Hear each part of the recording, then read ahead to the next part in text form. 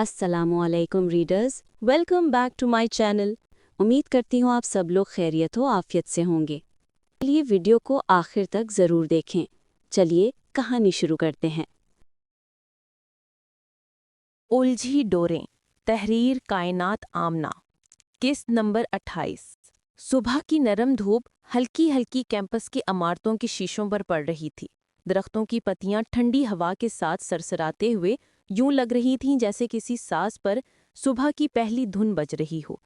Campus के corridor में चंद students हाथों में फाइलें संभाले जल्दी जल्दी कदम बढ़ा रहे थे, जबकि कहीं कहीं दरख्तों पर बैठे परिंदे चहचहाहट से सुबह को मजीद जिंदा कर रहे थे। ऐसी ही खूबसूरत पुरसुकून सुबह में हानिया के चेहरे पर वही रवायती बेजारी छाई हुई थी। यूनिवर्सिटी आते ही उसने पहला लेक्चर फखरिया अंदाज में छोड़ा और सीधा कैंटीन का रुख कर लिया। जैसे ही वो वसी कैंटीन के शीशे के दरवाजे से अंदर दाखिल हुई, उसे पहली नज़र में ही अमन और उसके दोस्त नजर आए, जो वेटर को पूरे एतमाद से अपना ऑर्डर लिखवा रहे थे। कैंटीन में नाश्ते की खुशबू, ताज़ा फ्राई होने की आवाज़ और स्टूडेंट्स की चहल पहल भरपूर रौनक पैदा कर रही थी। हानिया ने एक गहरा सांस लिया और एक चलाक मुस्कुराहट के साथ पिछली तरफ मौजूद किचन के दरवाजे की तरफ कदम बढ़ा दिए। अरे अरे मोहतरमा, आप कहाँ घुस रही हैं? किचन में काम करने वाले वर्कर ने हाथ रोककर हैरत से इस्तफसार किया। मैं इंस्पेक्शन करने आई हूँ, हानिया ने इतने प्रोफेशनल अंदाज में कहा जैसे वाकई कोई फूड अथॉरिटी की ऑफिसर हो। इंस्पेक्शन ये क्या होती है?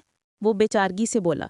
इंस्पेक्शन नहीं, इंस्पेक्शन, यानी देखने आई हूँ कि आप लोग साफ सफाई का ख्याल रखते हैं या नहीं। हानिया ने इर्द गिर्द की चीज़ों पर निगाहें दौड़ाते हुए वजाहत दी। वो अगले ही लम्हे हाथ कमर पर रखकर आगे बढ़ी। और ये भी कि आप लोग खाना बनाने के लिए अच्छी कंपनी का फ्रेश तेल इस्तेमाल करते हो या फिर 1 महीने पुराने तेल ने ही समोसे तलते रहते हो। वर्कर ने एक लम्हा सोचा, फिर पूरी मासूमियत से बोला, बाजी तेल बचता कहाँ है, रोज का रोज खत्म हो जाता है, अगले दिन नई कैन खुलती है। हाँ हाँ, वो तो मैं देख ही लूंगी, तुम अपना काम करो और मुझे अपना काम करने दो। हानिया झट से आगे निकल गई। वर्कर ताबेदारी से सर हिलाता अपने काम में मसरूफ हो गया। एक तरफ एक वर्कर अमन का ऑर्डर तैयार कर रहा था। वेटर जैसे ही ट्रे उठाने लगा, हानिया हल्की सी खांसी के साथ उसके करीब आई। पानी प्लीज, वो मसनूई तकलीफ भरे अंदाज में बोली। वेटर फौरन डिस्पेंसर की तरफ भागा। इतनी देर में हानिया ने बिजली की तेजी से कोट की जेब से नन्ही सी परी निकाली और खोलकर एक झटके में बर्गर्स पर छिड़क दी और वापस खांसने लगी, जैसे बेचारी सांस तक न ले पा रही हो। वेटर ने मुअद्दिबाना अंदाज में पानी का ग्लास बढ़ाया तो हानिया ने एक शुक्रगुजार मुस्कुराहट के साथ थैंक यू कहा और साइड पर रखी कुर्सी पर बैठकर लंबा सा सांस लेकर पानी का घूंट लिया। वेटर ट्रे संभालता आहिस्ता से सर हिलाता बाहर चला गया। हानिया ने चंद घूंट पीकर ग्लास वापस मेज पर रखा, फिर उठते हुए होठों पर शरारती सी मुस्कुराहट सजाकर बोली, मानना पड़ेगा, आप लोग साफ सफाई का बहुत ख्याल रखते हैं, इसका मतलब है हमारे पेट सेफ हैं। उसकी बात पर शेफ समेत सारे वर्कर हंस पड़े। हानिया फातिहाना मुस्कान लिए बाहर निकल आई। दरवाजे से निकलते ही उसने बेख्तियार चीख मारी, ओ यस, काम हो गया, अब पता चलेगा मिस्टर अमन को हानिया से पंगा लेने का अंजाम। वो खुशी से झूमती हुई आगे बढ़ी ही थी कि अचानक उसकी नज़र अमन की मेज पर बैठे हमीन पर पड़ी। वो आराम से प्लेट से बर्गर उठा रहा था। जैसे ही उसने बर्गर अपने मुंह के करीब किया, हानिया के हाथ पांव फूल गए।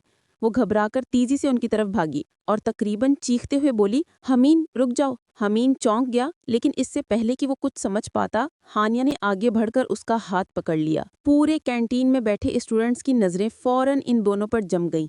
ये क्या बदतमीजी है? हमीन ने गुस्से से उसका हाथ झटक कर छुड़वाया। तुम ये बर्गर नहीं खा सकते। हानिया ने फौरन दोबारा से उसका हाथ रोक लिया। उसकी आवाज में हल्की सी घबराहट और अजलत थी। क्यों?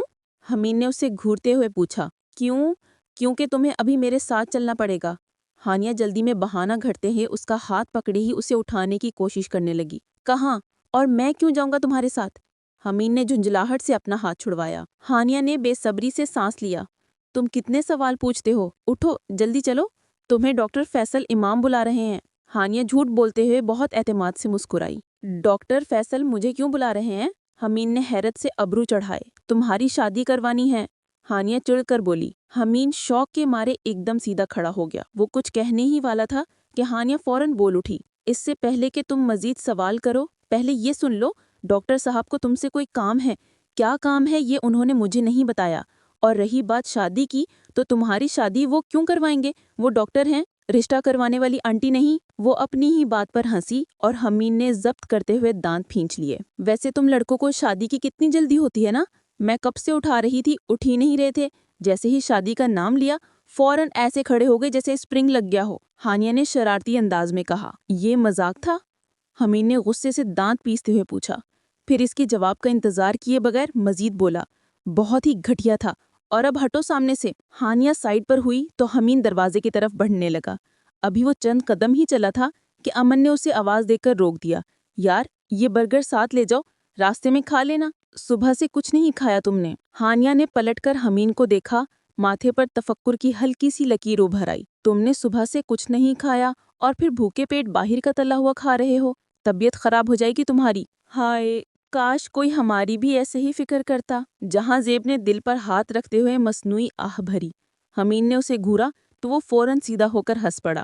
ہاسٹل میں میری اماں تو باٹھی نہیں جو مجھے صبح صبح ناشتہ بنا کر دیں، حمین نے ہلکے طنز بھرے لہجے میں کہا، اور پھر امن کی طرف دیکھتے ہوئے بولا، مجھے نہیں کھانا، اب میں ڈاکٹر کی بات سناؤں، شاید کوئی ضروری بات ہوگی۔ وہ باہر کی جانب جانے لگا جب ہانیہ نے فوراً اس کا بازو پکڑ کر اسے روکا اور نرم لہجے میں پوچھا، تمہیں بہت بھوک لگی ہوگی نا؟ مجھے بھی بہت بھوک لگی ہے، حمین کی بجائے جہاں زیب نے وارفتہ لہجے میں جواب دیا۔ مٹاؤں تمہاری بھوک میں؟ ہانیہ نے ہلکی سی مسکراہٹ کے ساتھ اسے پنچ دکھایا۔ نہیں، میں برگر کھا لوں گا تو بھوک ختم ہو جائے گی، جہاں زیب نے برگر اٹھاتے ہوئے خسیانی ہنسی کے ساتھ کہا۔ بیٹر فار یو، ہانیہ نے مسکراتے ہوئے نصیحت کی۔ حمین نے نفی میں سر ہلاتے ہوئے کینٹین سے باہر چلا گیا۔ ہانیہ بھی اس کے پیچھے بھاگی، لیکن جاتے جاتے چور نظروں سے امن کو برگر کھاتے دیکھ مسکرائے بغیر نہ رہ سکی۔ ارے حمیم رکو نا، ہانیہ نے پیار سے بلایا۔ حمین نے ہانیہ کے منہ سے اپنا نک نیم سنا تو اچانک رک گیا اور حیرت بھری نظروں سے اسے دیکھنے لگا۔ کیا کہا تم نے ابھی؟ حمین نے اس کے قریب جاتے ہوئے پوچھا۔ رک جاؤ، ہانیہ نے اس کے کھوجتے انداز پر چونک کر جواب دیا۔ نہیں، اس سے پہلے، حمین نے دوبارہ سوال کیا۔ ارے، ہانیہ نے پھر بتایا۔ اس کے بعد، حمین تھوڑا سا جھنجلا گیا۔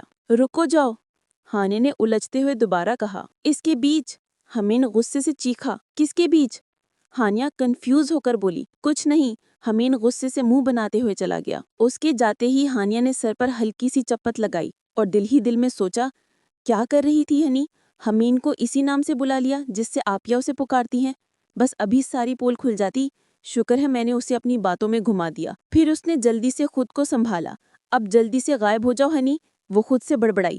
ابھی تھوڑی دیر میں یہ بھوکا شیر میرا شکار کرنے آ جائے گا، جیسے ہی اسے پتہ چلے گا کہ میں نے جھوٹ بولا ہے، کیونکہ ڈاکٹر نے تو اسے بلایا ہی نہیں۔ ہانیہ نے دانتوں تلے زبان دبائی، گھبراہٹ میں اپنی فائل مضبوطی سے پکڑی اور پھرتی سے اپنی کلاس کی طرف بھاگ گئی، یوں جیسے واقعی پیچھے سے کوئی شیر دوڑتا آ رہا ہو۔ شاہویز کی بات سننے کے بعد ماہرہ بے یقینی کے عالم میں اپنا سر تھامے بیٹھی رہی۔ آنسوؤں کا ریلا اس کی آنکھوں سے بہہ رہا تھا۔ چند لمحے بعد جیسے ہی اس کے اندر جمع ہوا سارا طوفان باہر نکلا، وہ دروازہ کھول کر دیوانگی کے عالم میں سیڑھیوں کی طرف بھاگی۔ شاہ میر عالم، باہر آؤ! اس کی چیخیں پورے مینشن میں بجلی کی طرح گونجی۔ ماہرہ سیکنڈ فلور کی ریلنگ کے پاس کھڑی تھی، سانسیں تیز، آنکھوں میں طوفان اور وجود میں ایک ناگہانی آگ جل رہی تھی۔ نیچے سے قدموں کی مانوس آہٹ ابھری۔ شاہ میر سیڑھیاں چڑھتا ہوا اوپر آیا تو اس کے چہرے پر ہمیشہ والی شرارتی سی مسکراہٹ تھی، جیسے اسے کل رات ہونے والے واقعے کی کوئی پرواہ نہ ہو۔ وہ بالکل اس کے سامنے آ کر رکا اور نرمی سے، بڑے لاٹ سے اس کے گال پر ہاتھ رکھتے ہوئے بولا، بیب کیا ہوا؟ اتنے غصے میں کیوں ہو؟ اس لمس کے ساتھ ہی ماہرہ کی پوری رگوں میں جیسے بجلی دوڑ گئی۔ اس نے آہستہ سے اپنے گال پر رکھی اس کے ہاتھ پر جھک کر اپنا ہاتھ رکھا۔ ایک لمحے کے لیے وہ مسکرائی بھی، ایسی مسکراہٹ جو طوفان سے پہلے کی خاموشی جیسی ہوتی ہے۔ پھر اگلے ہی ثانیے وہ مسکراہٹ آندھی بن گئی۔ ماہرہ نے ایک جھٹکے سے شاہ میر کا ہاتھ مروڑ دیا، اتنی بے رحمی، اتنی قوت کے ساتھ کہ ہڈیوں کے چرچرانے تک کی آواز بھی سنائی دی، اور شاہ میر کی چیخ پورے عالم مینشن میں گونج اٹھی۔ سب کچھ پلک جھپکنے میں ہوا، اتنی تیزی سے کہ شاہ میر کو کچھ بھی سمجھنے کا موقع نہ ملا، وہ صرف چیخ ہی سکا۔ ماہرہ کی آنکھیں دہکتے انگاروں کی طرح جل رہی تھیں۔ میں نے کہا تھا، میری مرضی کے بغیر کوئی مجھے ہاتھ نہیں لگا سکتا، تو تمہاری ہمت کیسے ہوئی مجھے چھونے کی؟ ہاں؟ ماہرہ جھک کر دانت پیستے ہوئے پوری شدت سے دھاڑی۔ شاہ میر کی تکلیف بھری چیخ سنتے ہی مینشن میں ہلچل مچ گئی۔ ایک ایک کر کے سب لوگ اپنے کمروں سے باہر نکل آئے اور سیڑھیوں کی طرف بڑھنے لگے۔ زرتاشا بیگم جیسے ہی اوپر پہنچی تو ماہرہ کی مضبوط گرفت میں اپنے بیٹے کو تڑپتا دیکھ کر گھبرا گئیں۔ وہ جلدی سے آگے بڑھی اور ہامتی ہوئی آواز میں بولی، یہ کیا کر رہی ہو لڑکی؟ چھوڑ دو میرے بیٹے کا ہاتھ۔ شاہمیر نے بھی تکلیف کے باوجود خود کو چھڑانے کی کوشش کی، مگر ماہرہ کی گرفت اس کے ہاتھ پر مضبوطی سے جمی رہی۔ چہرے پر درد، آنکھوں میں حیرت، اسے کچھ سمجھ نہیں آ رہا تھا کہ اچانک یہ سب کیوں ہوا۔ ماہرہ نے ایک جھٹکے سے اس کا ہاتھ چھوڑا اور چھوڑنے کا انداز اتنا سخت تھا کہ شاہمیر پیچھے کی طرف لڑک کر سیدھا فرش پر اوندھے منہ جا گرا۔ ٹائل سے ٹکرانے کی دھیمی مگر صاف سنائی دینے والی آواز کے ساتھ وہ بے ربط سا کر رہا، میں کیا کر رہی ہوں؟ یہ سوال مجھ سے نہیں، اپنے بیٹے سے پوچھیں کہ اس نے کیا کیا۔ جب ہوش میں مجھے حاصل نہیں کر سکا تو مجھے بے ہوش کر کے، ماہرہ نے غصے سے لرزتی آواز میں کہتے ہوئے بات ادھوری چھوڑ دی۔ وہ مزید بولنے کی ہمت نہیں کر پائی۔ اپنی ہی بات اسے چبھنے لگی، کیونکہ جو کچھ یہ امیر زادہ اپنی دولت کے ضم میں کر چکا تھا، اسے لفظوں میں دہرانا بھی اس کے لیے شرمندگی اور بے چینی کا باعث تھا۔ کیا کہہ رہی ہو ماہرہ؟ عالم جہانگیر نے الجھتے ہوئے پوچھا۔ آنکھوں میں حیرت اور فکر چھپی ہوئی تھی۔ تم جھوٹ بول رہی ہو، یہ سب پیسے بٹورنے کے بہانے ہوتے ہیں۔ امین لڑکوں پر ایسے گھٹیا الزامات لگاؤ، پھر بات دبانے کے لیے بڑی قیمت وصول کرو۔ ماہرہ کے جواب دینے سے پہلے زرتاشا بیگم اپنے بیٹے کو سیدھا کرتے ہوئے سخت لہجے میں بولی، کس نے کہا کہ مجھے پیسے چاہیے؟ مجھے تو اس کی جان چاہیے ہر حال میں۔ تمہیں کیا لگا شاہمیر عالم، میں کوئی کمزور لڑکی ہوں جس کے ساتھ تم جو چاہو کر لو اور وہ اپنی عزت بچانے کے لیے چپ ہو جائے گی؟ نانا شامیر بابو، ماہرہ اپنے ساتھ غلط کرنے والے کو ایسی سزا دیتی ہے کہ وہ دوسروں کے لیے عبرت کا نشان بن جائے۔ ماہرہ نے گہرا سانس لیا اور سیدھا شامیر کی آنکھوں میں دیکھ کر بولی، پھر بغیر وقت ضائع کیے آگے بڑھی اور شامیر کے پیٹ میں لات مارنے کی کوشش کی۔ شامیر فوراً سائڈ پر ہوا تو پہلا وار خالی چلا، مگر ماہرہ بھی مارشل آرٹس میں ٹرینڈ تھی۔ اس نے تیزی سے گھوم کر دوسرے پاؤں سے وار کیا جو سیدھا شاہمیر کے پیٹ پر لگا اور وہ درد سے کراہنے لگا۔ بس چھوڑ دو میرے بیٹے کو۔ زرتاشا بیگم جلدی سے آگے بڑھی اور ماہرہ کو پیچھے دھکیلتے ہوئے بولی، آپ اب مجھے کچھ نہیں کہہ سکتی اور نہ ہی میں آپ کی ایک بات سنوں گے۔ ماہرہ نے سیدھے لہجے میں کہا، آنکھیں ضبط سے بھری ہوئی تھیں۔ اگر اتنا ہی بیٹا پیارا تھا تو اس کی اچھی تربیت کرتی، اسے سمجھاتی کہ عورتوں کی عزت کرتے ہیں، خاص طور پر تب جب اپنے گھر میں بھی بیٹی موجود ہو۔ یہ کہتے ہی ماہرہ نے آگے بڑھ کر شاہمیر کو کالر سے پکڑا اور جھٹکے سے کھڑا کر دیا۔ وہ اسے مکہ مارنے ہی والی تھی کہ شاہمیر نے اس کا ہاتھ ہوا میں روک لیا اور اسے گھمانے کی کوشش کی، مگر ماہرہ پھرتی دکھاتے ہوئے خود ہی گھومی، ہاتھ چھڑایا اور دوسرے ہاتھ سے 3-4 تیز گھونسے شاہمیر کے منہ پر مار دیے۔ شدت کے باعث اس کے ہونٹ سے خون بہنے لگا۔ یہ منظر دیکھ کر ہانیہ، ثانیہ اور زرتاشا بیگم کے منہ سے ایک ساتھ گھبراہٹ بھری چیخ نکلی۔ کمرے میں سناٹا پھیل گیا، سب پریشان تھے سوائے ایک شخص کے، اور وہ ایک شاہویز عالم کے علاوہ اور کون ہو سکتا تھا؟ وہ کونے میں کھڑا یہ سارا منظر بے حد سکون اور ہلکی سی مسکراہٹ کے ساتھ دیکھ رہا تھا، جیسے اسے اسی لمحے کا انتظار ہو۔ ماہرہ نے بھاری لہجے میں کہا، عورت کمزور نہیں ہوتی کہ جب چاہو اس کے ساتھ کچھ بھی کر لو۔ اگر عورت تم جیسوں کو پیدا کر سکتی ہے تو تمہیں نیست و نابود کرنے کا دم بھی رکھتی ہے۔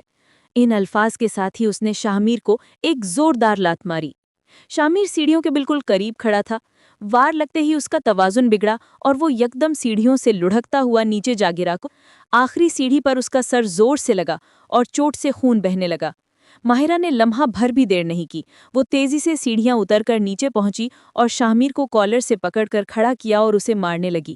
وہ پہلے ہی گرنے کے بعد نیم بے ہوش سا ہو گیا تھا اور اب مزید مار پڑنے پر درد سے کراہنے لگا، خود کو بچانے کی بھی ہمت نہیں رہی تھی۔ تمہیں عورت کی عزت کرنا آتی نہیں تو آج میں تمہیں بتاتی ہوں کہ عورت کی بے عزتی کرنے والوں کا انجام کیا ہوتا ہے۔ ماہرہ اسے مسلسل مارتے ہوئے تیش بھرے لہجے میں بولی۔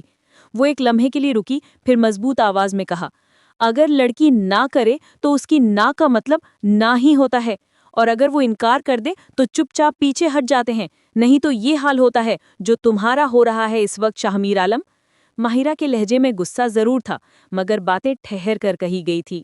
مرد کو طاقت عورت کی حفاظت کے لیے دی گئی ہے، اسے عورت کا محافظ بنایا گیا ہے، مگر تم جیسے لوگ خود کو خدا سمجھ کر عورت کو روندنے کی کوشش کرتے ہو، تو تم جیسے مردوں کو ان کی اوقات یاد دلانے کے لیے کئی بار آسمانی خدا مجھ جیسی لڑکی کو بھیج دیتا ہے تاکہ وہ سمجھا سکے کہ عورت کوئی چیز نہیں جسے استعمال کر کے پھینک دیا جائے، اور نہ تم خدا ہو کہ تم سے حساب نہیں لیا جائے گا۔ ماہرہ نے سیدھا کھڑے ہو کر سانس لیا اور آخری جملہ ہلکے مگر سخت لہجے میں کہا، نہیں شاہمیر عالم، تمہارا حساب ہوگا اور آج ابھی اسی وقت ہوگا۔ ماہرہ اسے بے دردی سے مار رہی تھی، اس لمحے اس پر جیسے کوئی جنون سوار تھا۔ وہ ایک آتش فشاں بن گئی تھی جو آج شاہمیر عالم پر پھٹ رہا تھا اور اسے جلا کر خاک کر دینا چاہتا تھا۔ شاہمیر زمین پر گرا کراہ رہا تھا اور ماہرہ کے چہرے اور ایک ایسی سختی تھی جو پہلے کبھی کسی نے اس میں نہیں دیکھی تھی۔ زرتاشا بیگم گھبراہٹ میں چیختے ہوئے گارڈز کو بلا رہی تھی۔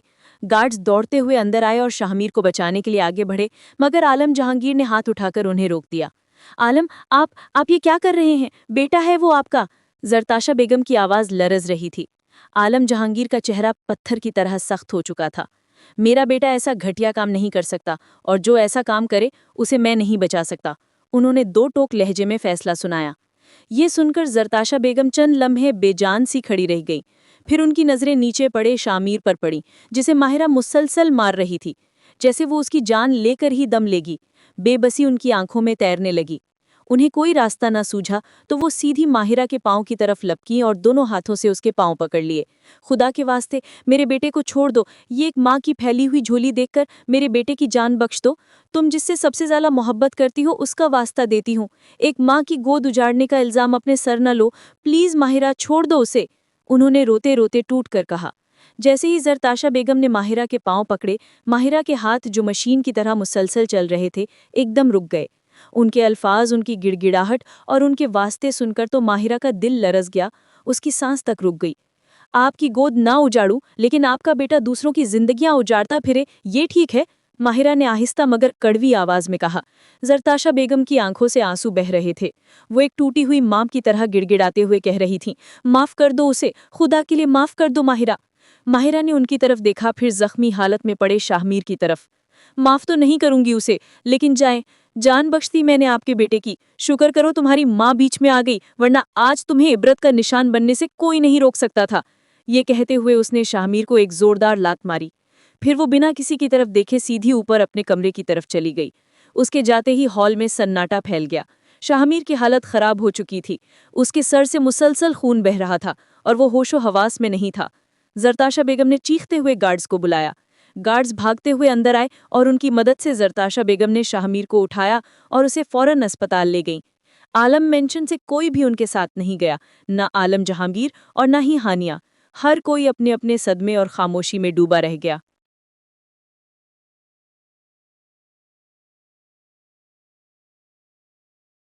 کینٹین میں ناشتہ کرنے کے فوراً بعد امن اور اس کے دوست حسب معمول ہنستے کھیلتے کلاس روم پہنچ گئے۔ ابھی وہ ایک دوسرے سے ہنسی مذاق کر ہی رہے تھے کہ پروفیسر کتابیں سنبھالتے ہوئے کلاس میں داخل ہوئے۔ پورا ماحول ایک دم سے سنجیدہ ہو گیا۔ پروفیسر نے اٹینڈنس لینے کے بعد جیسے ہی لیکچر شروع کیا، امن کے پیٹ سے عجیب سی گھرگھراہٹ کی آواز آنے لگی۔ اس نے فوراً اپنا پیٹ دبا لیا، مگر آواز پھر بھی آتی رہی، جیسے اندر کوئی احتجاج کر رہا ہو۔ زین نے اس کی طرف دیکھا تو اس کے چہرے پر بھی پریشانی پھیل گئی۔ امن کے پیٹ میں اچانک تیز مروڑ اٹھا۔ وہ کرسی پر سیدھا بیٹھنے کی کوشش کرتا رہا، لیکن چہرے پر بننے والے دگرگن تاثرات چھپائے نہ چھپ سکے۔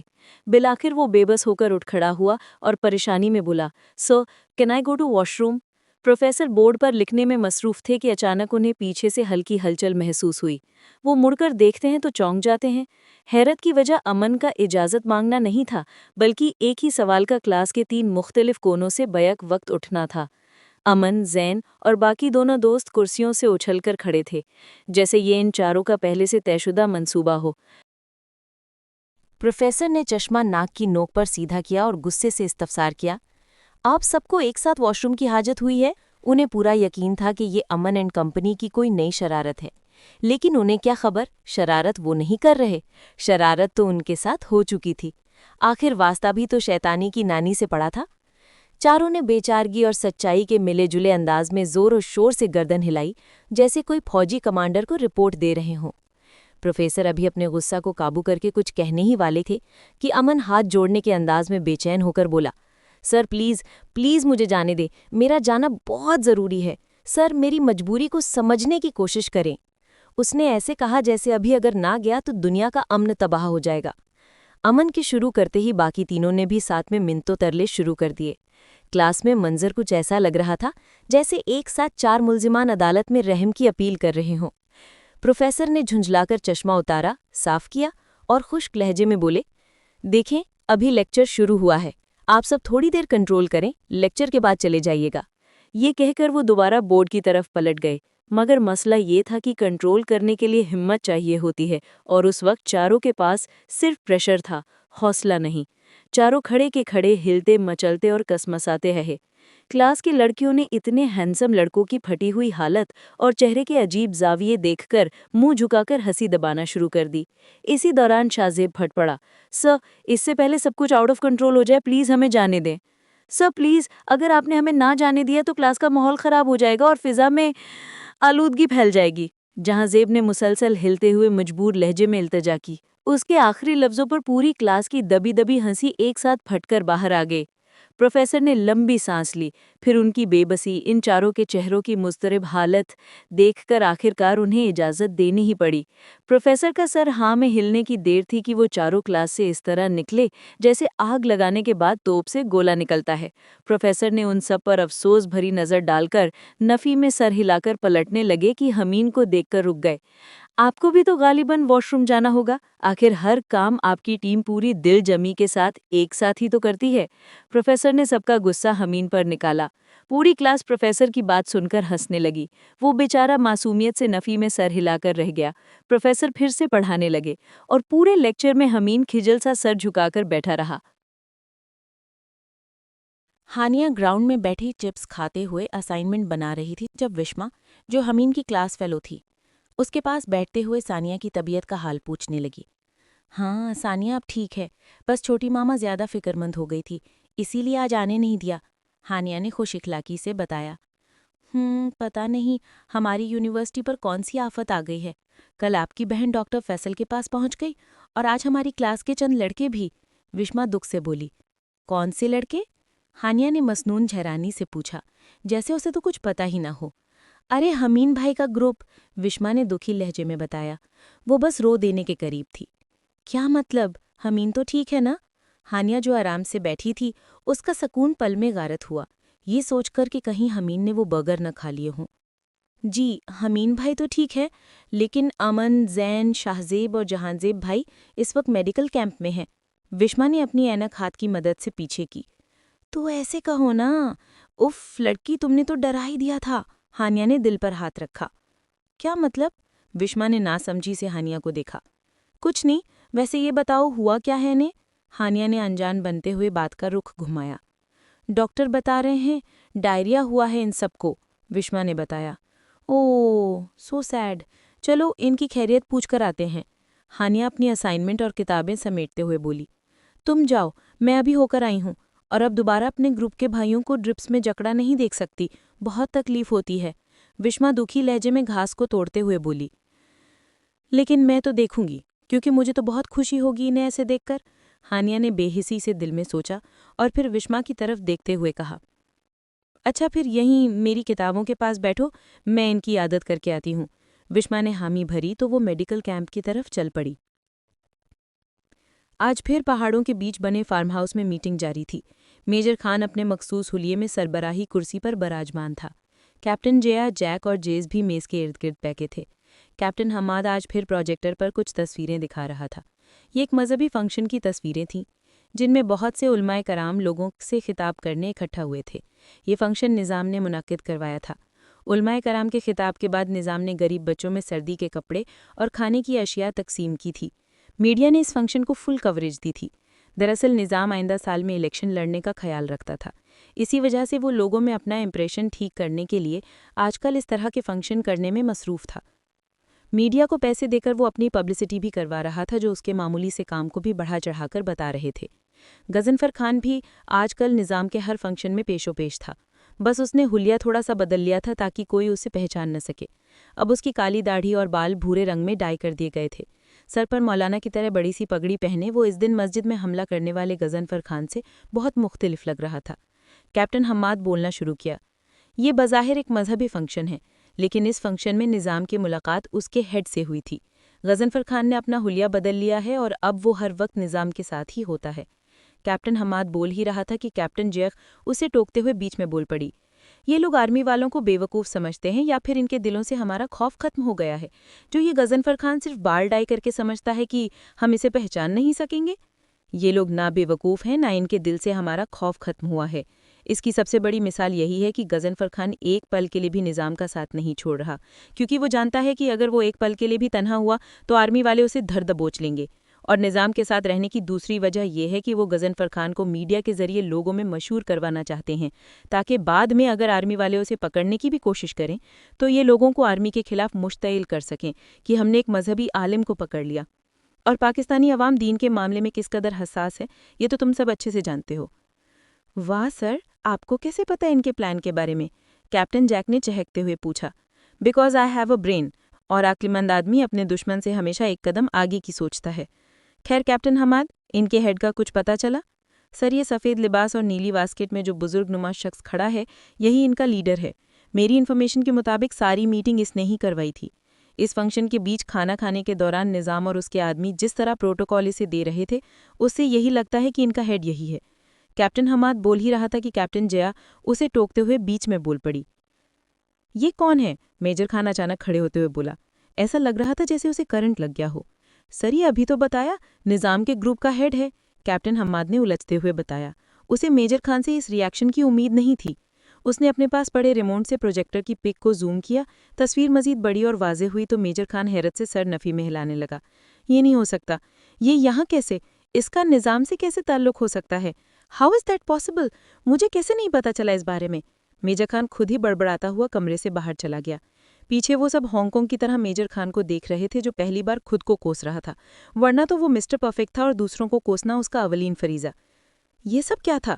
کیپٹن جیا کی حیرت میں ڈوبی آواز کمرے میں گونجی تو سب لوگ سکتے سے باہر نکلے۔ میں نے کہا تھا نا اگلی میٹنگ میں میجر خان کو چونکا دوں گا، دیکھا میں نے کر دکھایا، اب میجر خان میری تعریف کرے گا۔ کیپٹن حماد کافی دیر بعد خوشی سے چہکتے ہوئے بولا۔ تعریف کا تو پتہ نہیں، پر میجر خان کا اس طرح خاموشی سے چلے جانا کسی بہت بڑے طوفان کی آمد کا پتہ دے رہا ہے، کیپٹن جیک نے گمبھیر لہجے میں کہہ کر سب کو ڈرا دیا تھا۔ وہ سب ایک گہری سوچ میں ڈوب گئے تھے۔ ہانیہ میڈیکل کیمپ میں داخل ہوئی تو سب سے پہلے کمرے میں وہ چاروں لیٹے ہوئے تھے، سب کے ہاتھوں پر ڈرپس لگی تھیں۔ امن گمودگی میں تھا۔ ہانیہ اس کے بیڈ کے قریب گئی تو اس نے ہلکی ہلکی آنکھیں کھولی۔ ہانیہ اس کے بیڈ کے پاس رکھے اسٹول کے بجائے اس کے بیڈ پر بیٹھ گئی۔ اس کے قریب بیٹھتے ہوئے اس نے میٹھے لہجے میں پوچھا، کیسے ہو امن؟ امن کوئی جواب دیتا اس سے پہلے ہی بے چین روح جہانزیب بول پڑا، کاش کوئی ہم سے بھی ہمارا حال پوچھتا۔ صبر جہانزیب صبر، تم سے بھی پوچھتی ہوں، بلکہ تم سب سے ہی میرا مجموعی سوال ہے، کیسا لگ رہا ہے اس بیڈ پر لیٹ کر؟ اس کا لہجہ اچانک طنزیہ ہو گیا۔ سب اسے دیکھ رہے تھے۔ تکلیف ہو رہی ہوگی نا، لیکن یہ تکلیف اس تکلیف کے سامنے کچھ بھی نہیں ہے جو تمہاری وجہ سے میری بہن نے اٹھائی ہے۔ اس کا لہجہ ایک دم غصے سے تلخ ہو گیا۔ کیا ہوا؟ اتنے حیران کیوں ہو رہے ہو؟ ہاں مجھے پتا ہے، کل جو کچھ بھی ہوا وہ تم چاروں نے مل کر کیا تھا۔ بڑا شوق ہے نا تم سب کو ریگنگ کرنے کا، تو بتاؤ میری ریگنگ کیسی لگی؟ بہت اچھی نا، اتنی اچھی کہ آئندہ کسی کی ریگنگ کرنے کے بارے میں سوچو گے بھی نہیں، ہانیہ نے ایک ایک لفظ چباتے ہوئے کہا۔ آئندہ میری بہن سے دور رہنا، اور میرے تو سائے سے بھی دور رہنا۔ تم لوگوں کو پتہ بھی نہیں ہے میں کیا چیز ہوں۔ I am evil queen for those who think that he is a soldier of devil, اسی لیے مجھ سے دور رہو اگر اپنی عافیت چاہتے ہو تو۔ ہانیہ ان کو دھمکاتے ہوئے کمرے سے باہر نکل گئی۔ وہ دروازے سے باہر نکل کر مڑی ہی تھی کہ اسے اپنے پچھلے طرف کسی کے ہونے کا احساس ہوا۔ ہانیہ نے مڑ کر دیکھا تو وہ اور کوئی نہیں حمین تھا۔ وہ تھوڑی سی پریشان ہوئی، پھر ایک لمبی سانس کھینچتے ہوئے نڈر انداز میں اسے دیکھنے لگی۔ یہ سب تم نے کیا ہے؟ حمین نے حیرت سے اندر کمرے میں لیٹے اپنے دوستوں کی حالت کی طرف اشارہ کرتے ہوئے پوچھا، جیسے اسے اپنے کانوں سے سب کچھ سن کر بھی یقین نہ آیا ہو۔ ہاں یہ سب میں نے کیا، کھیل کی شروعات انہوں نے کی تھی، ختم میں نے کر دیا۔ ہانیہ نے بنا شرمندگی کے اعتراف کر لیا۔ تم یہ سب کیسے کر سکتے ہو؟ تم جانتے بھی ہو کتنی بری حالت ہو گئی تھی ان کی، اتنی بڑی کہ یہ سب واش روم میں ہی بے ہوش ہو گئے تھے۔ اگر میں وقت پر ان سب کو یہاں نہ لاتا تو ان کی جان بھی جا سکتی تھی فوڈ پوائزننگ سے۔ جان تو میری بہن کی بھی جا سکتی تھی، ہانیہ ہٹ دھرمی سے بولی۔ ان سب نے جو بھی کیا وہ غلطی سے ہوا، انہیں ثانیہ کے فوبیا کا علم نہیں تھا۔ مجھے بھی علم نہیں تھا کہ جلاب کی گولیوں سے کسی کی جان بھی جا سکتی ہے، وہ دوبدو بولی۔ حمین نے نفی میں سر ہلایا، جیسے اس کی عقل پر افسوس کر رہا ہو۔ ہانیہ جانے لگی تو وہ بولا، تم معاف بھی تو کر سکتی تھی۔ ہاں کر سکتی تھی، اگر یہ معاملہ صرف میری ذات سے جڑا ہوتا۔ اپنی تکلیف معاف کی جا سکتی ہے، اپنوں کی نہیں۔ اور کیا تم معاف کر دیتے اگر یہ سب ماہرہ آپیہ کے ساتھ ہوا ہوتا تو؟ نہیں نا، تو میں بھی نہیں کر سکتی۔ ہانیہ خود سوال پوچھ کر خود جواب دیتی چلی گئی۔ پیچھے حمید کئی دیر اس کے منہ سے ماہرہ آپیہ لفظ کے بارے میں سوچتا رہا۔ ماہرہ آپیہ، تو یہ ماہی کو جانتی ہے؟ شاہمیر اور زرتاشا بیگم کے ہسپتال جانے کے بعد عالم مینشن کے تمام مکین اپنے کمروں میں ایسے چھپ گئے جیسے بلی چوہے کو دیکھ کر چھپ جاتی ہے۔ سارے عالم مینشن میں ہو کا عالم تھا۔ اتنی خاموشی اور سناٹا تھا کہ یوں معلوم ہوتا جیسے یہاں صدیوں سے کسی کا گزر ہی نہ ہوا ہو۔ اگلی صبح سورج عالم مینشن میں طلوع ہوا تو کیا دیکھتا ہے کہ عالم مینشن کے تمام مکین اس کے ساتھ جاگے نہیں تھے۔ کل کے حادثے کا اثر ابھی تک سب پر تھا، لیکن ماہرہ جو رات بھر سونا پائی تھی صبح ہوتے ہی عالم صاحب کے کمرے میں پہنچ گئی۔ عالم صاحب نے اسے دیکھ کر شرمندگی سے سر جھکا لیا۔ سر، میں آپ سے ایک اجازت لینے آئی ہوں۔ میں چند دن کے لیے چھٹی لینا چاہتی ہوں۔